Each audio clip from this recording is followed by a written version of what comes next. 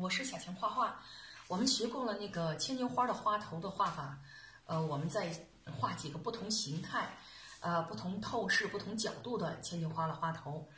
我们还是用这个3种颜色，还是这个朱砂调到最后，然后我们曙红调到笔肚。饱和一点，就是，然后我们再用胭脂笔头。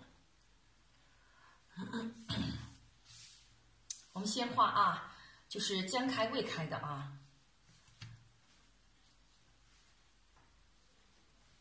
就是将开未开的花苞。我们待会儿再去画它的什么样萼。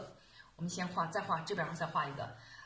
不同角度了侧风的侧面的，比如按下去按下去，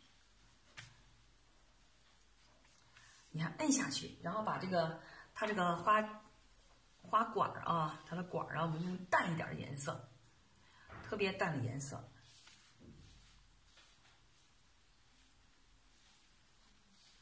然后这后面的像后面的就是我们看。就是翻过去了这个一块我们也要画一下。你看，这是这一种角度。接下来我们把它花萼给画一下。花萼我们就用稍微重一点的墨，这样呢让它有一种分明非常分明。别太水不要太多，稍微浓一点。漏风漏风。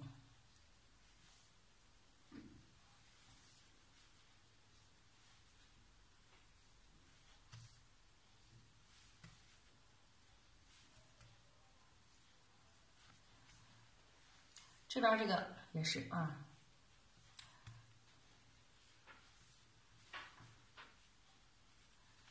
你看这2个就画好了不同角度的不同角度的，你也给它修一下，可以，比如这样让它，好，这就画好了。